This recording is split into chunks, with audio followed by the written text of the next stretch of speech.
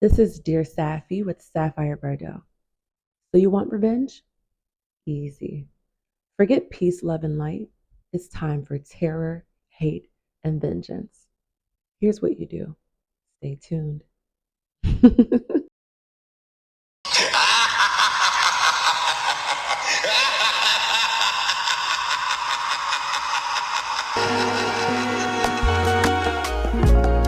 Dear Sapphy, tell me, have you heard about it? Dear Sapphy, tell me what you think about it. Dear Sapphy, tell me what you think about it. Dear Sapphy, I really, really wanna know about it. Smash his homie. Stay besties with his mama.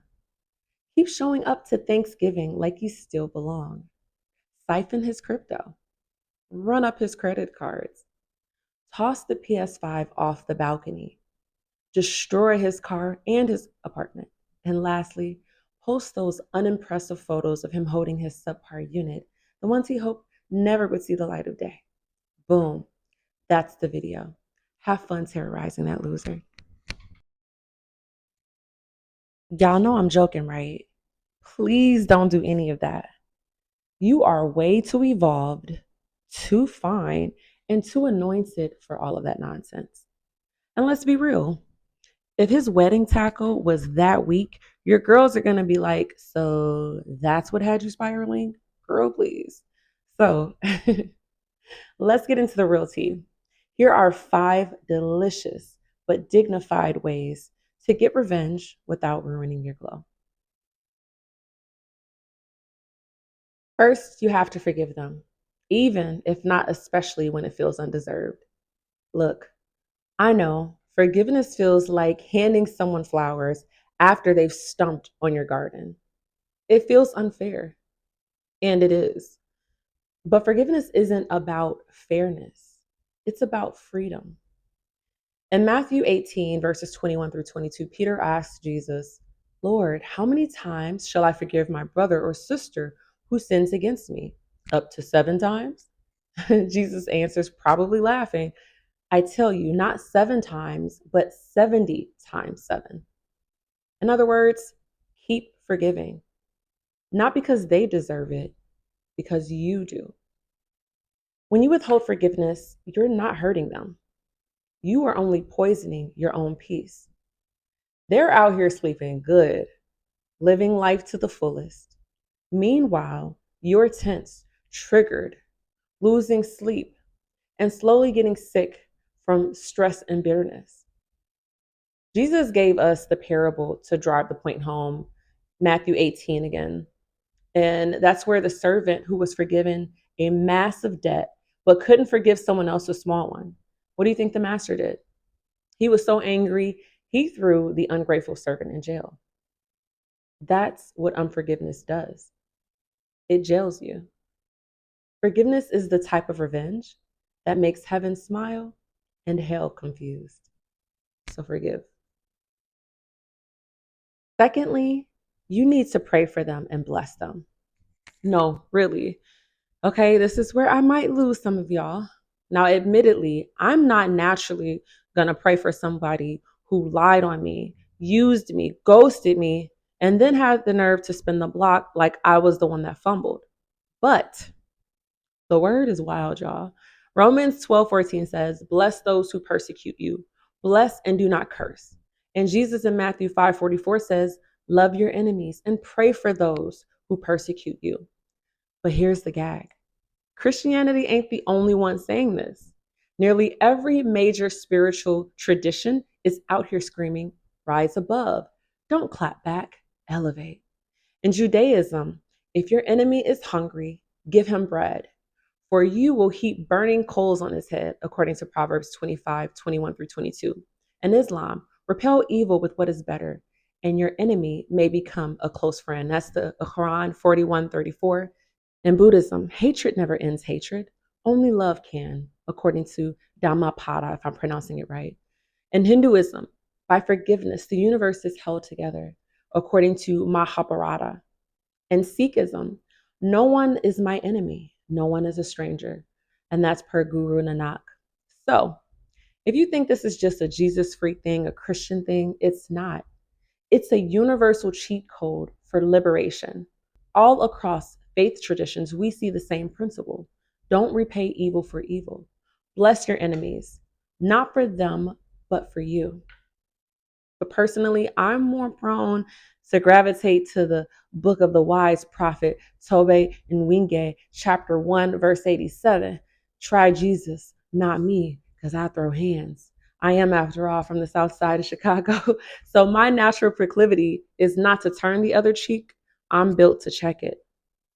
But then I remember Proverbs 25:21 and verse 22. If your enemy is hungry, give him food to eat. If he is thirsty, give him water to drink. In doing this, you will heap burning coals on his head, and the Lord will reward you. And suddenly, I feel a little more generous, not petty, strategic, because that verse is a 2 for 1. One, you stay in alignment with your integrity and obedience. And secondly, you stick eyeball on them and trust God's vengeance is poetic, surgical, timed to perfection, not like our flesh, which just wants to swing. God don't play about me and he never misses. So when I bless someone who has cursed me, it's not weakness, it's wisdom.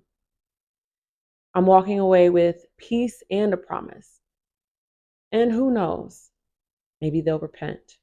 Maybe my kindness plants a seed that flips the script for them too. Blessing your enemy doesn't mean they win. It means God gets the final word.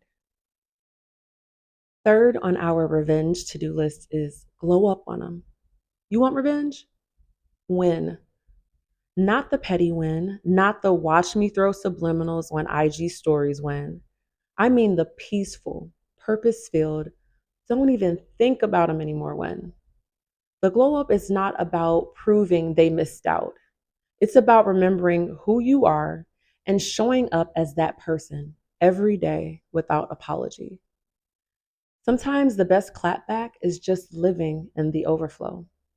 That means healing for real, not just pretending you're good on the outside while secretly stalking their page at midnight. Guilty. It's pouring into yourself, your goals, your body, your bank account, your peace. Let them see you laughing, loving, leveling up. Let them hear about you in rooms they'll never be invited to or they thought you wouldn't make it to without them. Because the truth is, when you really glow up, you're not even doing it for them anymore. They're just a forgotten chapter in your origin story. Revenge is the footnote, becoming is the headline. So if you need a little fuel, use the pain, but then pivot. Don't build your identity around the wound. Build it around the you that's rising. I hope you're getting your fill of this yummy, yummy, sweet revenge. Fourth on our list is mastering something you all shared. Okay, so this one is petty and productive. And honestly, that's my favorite combo. You want revenge that elevates? Master something they used to be an expert in, or something that you all once did together. Maybe it's the dish they used to cook for you every Sunday. Maybe it's the language they spoke to you in but never taught you. Maybe it's that creative project you all dreamed up that they abandoned, or the skill they said you'd never be good at. Whatever it is, take it, own it, master it, make it yours, make it lucrative, make it iconic. They thought they were your source. Turns out they were just the setup. And when you post that fire pic, when you drop that project, speak that fluent Spanish on your next vacation, guess who's watching? Exactly. And let's be clear, it's not about them. It's about reclaiming your power from someone you wasted it on or that you unwittingly surrendered it to. And reminding yourself, you had it in you all along. It never had anything to do with them, really. The mastery isn't just to flex on them, it's to remind you of who you were all along and all that you're capable of becoming. They just get to witness your glorious resurrection. Last but certainly not least is number 5. Be so healed that you're unbothered. This is the final boss of revenge. It's when their name comes up and your pulse doesn't. When they text you, "Hey, stranger," and you don't even flinch. When you can see them win and not feel a thing. Not because you're numb, but because you're full of your own joy, peace, and purpose. This is when they circle back, expecting the same version of you, and instead, they find a person that is healed, who doesn't need closure because they've built the door and walked through it. The real revenge is becoming someone they no longer have access to. And trust me, they feel it, even if they pretend not to, even if they never say it. That hollow silence is the sound of their ego cracking. They thought they broke you, but you rebuilt yourself better. They thought they stalled you, but the delay only deepened your roots.